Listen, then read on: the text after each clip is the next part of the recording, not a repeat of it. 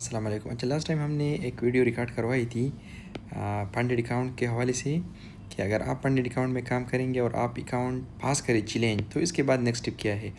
वो वजाहती video already मौजूद है कि कौन कौन से स्टेप है। अभी मल्टीपल लोगों ने अकाउंट पास की है।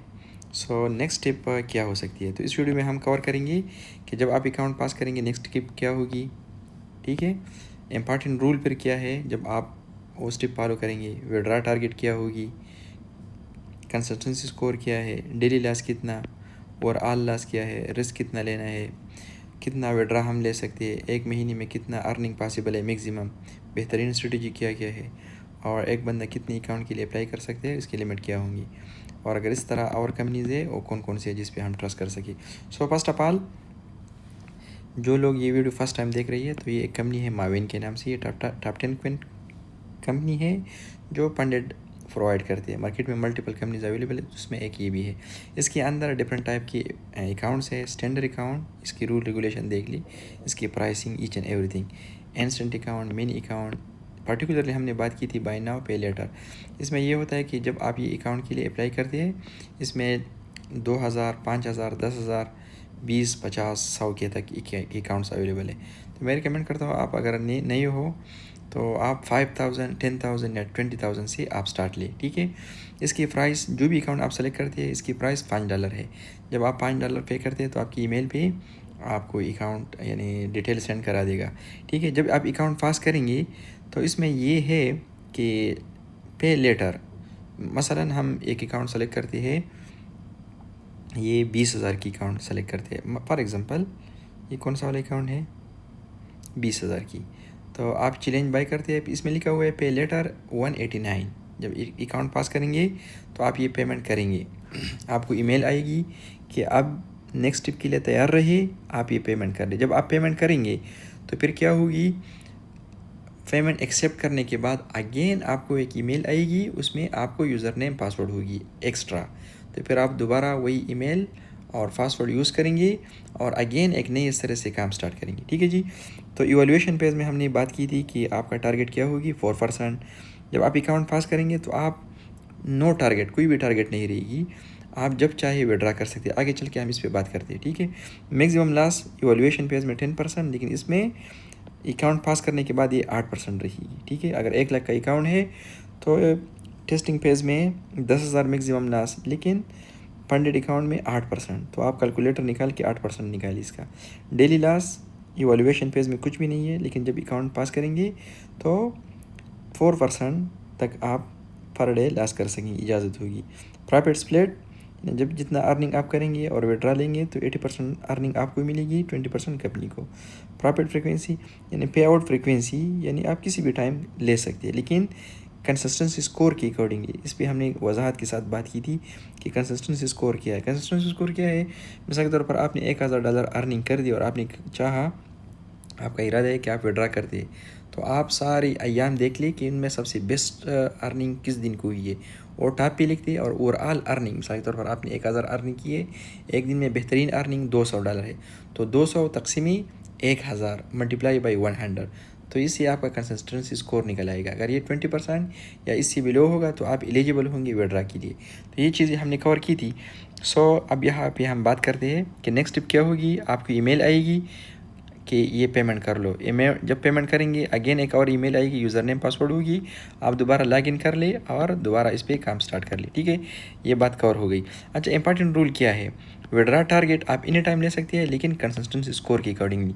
इसमें एक फेज़ ये होता है, मिसाल के तौर पर उसने रूल क्या रखी है, ये एक अहम बात है। मसलन एक बंदा है, इसने $2,000 अर्निंग की। कितना अर्निंग की, 2,000, और अब ये चाहता है कि सारा का सारा विड्रा करे।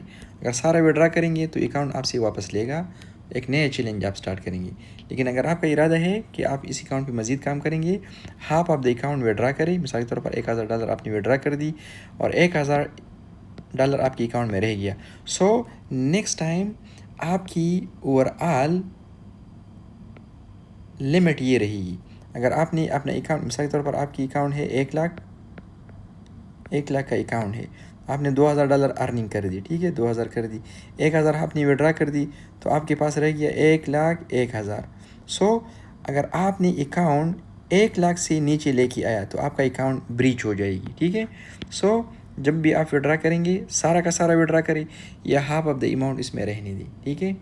तो ये एक रूल है कंसिस्टेंसी स्कोर और ये। सो ये तो कवर हो गया। अच्छा, इसके बाद डेली लॉस क्या है 4% और ऑल लॉस क्या है 8%, रिस्क 2%। ये एक अहम चीज़ है। मिसाल के तौर पर अगरचे आपका ओवरऑल यानी 8% है, 4% है डेली, लेकिन जब आप ट्रेड ओपन करते हैं तो इतना ट्रेड ओपन करें कि उसका ओवरऑल रनिंग लॉस यानी रनिंग लॉस 2% से ज़्यादा ना। मिसाल के तौर पर 1 लाख का अकाउंट है, इसका 2% आता है 2000।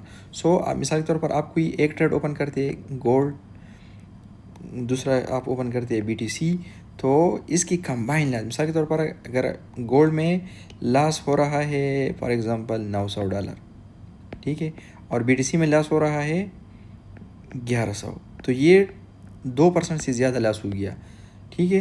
तो ये आपका अकाउंट बंद करेगा, ये ब्रीच करेगा, मुकम्मल आपको यानी रिलैक्सेशन देगा कि आपने ये गलती कर दी। आप हमेशा ऐसा करेंगे कि आप अपना स्टॉप लॉस और ऑल लॉस से 2% बिलो लिखेंगे ताकि आपको प्रॉब्लम ना हो। अगर आपने ये रूल वायलेशन कर दी तो जो प्रॉफिट स्प्लिट 80% और 20% है वो फिर क्या करेगा 50% अर्निंग आपको देगा। ये इसने वेबसाइट पे भी लिखा हुआ है। अगर अगेन आपने दूसरी मरतबा ये वायलेशन कर दी तो फिर आपका अकाउंट मुकम्मल तौर पर ब्रीच हो जाएगा, ठीक है जी। तो रिस्क का मतलब ये 2%। इतना पोजीशन ओपन करें कि अगर आप बंद करें या आपका स्टॉप लॉस हिट हो तो 2% से बिलो हो, ठीक है। अगर $50,000 का अकाउंट है तो आपका लॉस रनिंग लॉस 1000 से बिलो होना चाहिए। पहले बंद करें। बेहतरीन स्ट्रेटजी है कि मिसाल के तौर पर आपका लॉस हो रहा है 800 तक जैसे पहुंच गया $50,000 अकाउंट में, तो उस ट्रेड को बंद करें और दोबारा वही पोजीशन ओपन करें ताकि ये रूल की वायलेशन ना हो। अच्छा, how much withdraw per month, यानी अकॉर्डिंग टू रूल रेगुलेशन एक बंदा पर मंथ $10,000 तक विड्रा कर सकते हैं। आपने अर्निंग कर दी, पर मंथ इजाज़त है आपको 3000 विड्रा करे, 5000 करे, 8000 करे, 10,000 करे। 10,000 से ज़्यादा अगर हो फिर आपको कहेगा कि यार नेक्स्ट मंथ कर ली, ठीक है। तो इसका बेहतरीन तरीका ये है कि एक बंदा दूसरे लोगों की अकाउंट के थ्रू यानी बनाए। मिसाल की तरह एक बंदा है, उसका ब्रदर है, कज़न है वगैरह वगैरह, तो क्या करे एक मोबाइल के बजाय 2 मोबाइल यूज़ करे, तो कुछ अर्निंग एक मोबाइल में करे दूसरे में करे, अगर आप इस लेवल तक पहुंचते हैं तब। ओके, ये इतना इशू नहीं है। बेस्ट स्ट्रेटजी क्या है ये आखिर में डिस्कस करेंगे। हाउ मेनी अकाउंट्स, यानी एक बंदे को ये 2 लाख तक अकाउंट देती है। कितना अकाउंट देती है 2 लाख, तो आप ये कम्बिनेशन में ले सकते हैं। 1 लाख का अकाउंट ले ली, 50,000 का 2 अकाउंट ले ली, ठीक है। या आप इस तरह भी कर सकते हैं 50,000 के 4 अकाउंट ले ली, यानी मैक्सिमम अकाउंट आप 2 लाख तक ले सकते हैं। अच्छा, फिर एक बंदा है वो चाहता है कि यार मैं ज़्यादा अकाउंट यूज़ करना चाहता हूँ, तो अकॉर्डिंग टू दिस अगर आप आई थिंक उसने वेबसाइट पे मेंशन किया हुआ है 6% है या 4%, 4 महीनों में अगर आप इतना अर्निंग करेंगे तो ये आपको 1 मिलियन तक अमाउंट दे सकते हैं। आप ये अकाउंट सारे मर्ज भी फिर कर सकते हैं आने वाले टाइम में, ठीक है। लेकिन स्टार्ट में ये 2 लाख तक अकाउंट देते, इसको स्केलिंग कहती है। अच्छा, इसके अलावा अदर कंपनीज़ है कि नहीं, एट द एंड ये भी हम कवर करेंगे कि यार माविन सिर्फ एक कंपनी नहीं है, इस तरह और भी बहुत सारी कंपनी है। अच्छा सॉरी, अब हम बात करते हैं बेस्ट स्ट्रेटजी। पास करना तो इतना मुश्किल नहीं है, लेकिन अगर आप एक बंदा है और डेली एक टारगेट रखना चाहते हैं बेस्ट स्ट्रेटजी क्या रहेगी, तो आप लोग कोशिश करें कि आप डे ट्रेड करें। क्या करें, डे ट्रेड बेस्ट होता है। डे ट्रेडिंग करें तो आपको इतनी टेंशन नहीं होगी। डे ट्रेड के अंदर भी आप स्कैल्पिंग कर सकते हैं जब आपको मौका हो। लेकिन अगर आप गोल्ड में ट्रेड करते हैं, मैं आपको एक स्ट्रेटजी यहाँ पे मेंशन करने वाला हूँ। 0.1 लॉट साइज, अगर आपके साथ 50K का अकाउंट है, ठीक है, तो 50K वाला 0.1 के साथ गेम खेल सकते हैं। अगर किसी के साथ 20K या इसका यानी 10K यानी इससे बिलो वाले अकाउंट है, तो आप जब भी ट्रेड करें आप क्या करें 0.02 के साथ आप गेम खेलिए, ठीक है। सो लेट्स सपोज अगर आपको अनसर्टेनिटी है, अगर आपको ट्रेड का मौका यानी पोजीशन लेने में इंटरेस्टेड है, लेकिन अनसर्टेनिटी है, पता नहीं चल रहा है कि यार पोजीशन जो है ना क्या रहेगा, मार्केट ऊपर जाएगी या नीचे आएगी। सो अगर आपको अनसर्टेनिटी पहले तो ट्रेड ही नहीं करें। फिर भी अगर ट्रेड का इरादा है तो आप 0.1 ओपन करें, ठीक है, 50K वाली अकाउंट वाली। अब अगर मार्केट आपके फेवर में चला गया 15 पॉइंट से लेके 20 पॉइंट तक गया तो आप ये क्या करें, बुक करें, प्रॉफिट बुक करें और निकल जाए। इन द केस मार्केट आपने लॉन्ग किया है और ये ऊपर गया, ओके बुक करें। अगर इन द केस आपने लॉन्ग किया है और मार्केट नीचे गया तो एटलीस्ट 25 पॉइंट से लेके 40 पॉइंट तक आप इंतज़ार करें, ठीक है। मिसाल के तौर पर आपने गोल्ड में, मिसाल के तौर पर अभी 4200 में गोल्ड चल रहा है, आपने यहाँ पे लॉन्ग कर दी, टारगेट आपका है 4215, लेकिन ऊपर जाने के बजाय ये कंटिन्यूसली डाउन आ गया तो आप एटलीस्ट 25 पॉइंट से लेके 40 पॉइंट तक वेट करें और फिर नेक्स्ट पोजीशन ओपन करें। लेकिन नेक्स्ट पोजीशन इस तरह डायरेक्टली ओपन न करें, आप इंतज़ार करें थोड़ा यहाँ पे कि मार्केट यहाँ पे इस तरह आ गया और दोबारा रिवर्सल इसने स्टार्ट कर दी। जैसे रिवर्सल स्टार्ट हुई, कंफर्मेशन आपको मिल गया तो आप यहाँ पे 0.2 ओपन करें।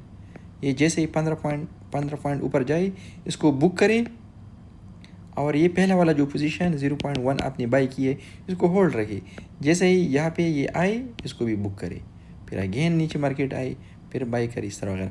अच्छा, अब एक जगह है कि मार्केट काफ़ी डाउन आ गया है और आपको बिल्कुल श्योरिटी है, अबाव 50% श्योरिटी है, यानी 50 to 80% श्योरिटी है, तो फिर आप मार्केट में क्या कर सकते हैं, 0.1 के बजाय 0.2 लाट साइज सेलेक्ट करें।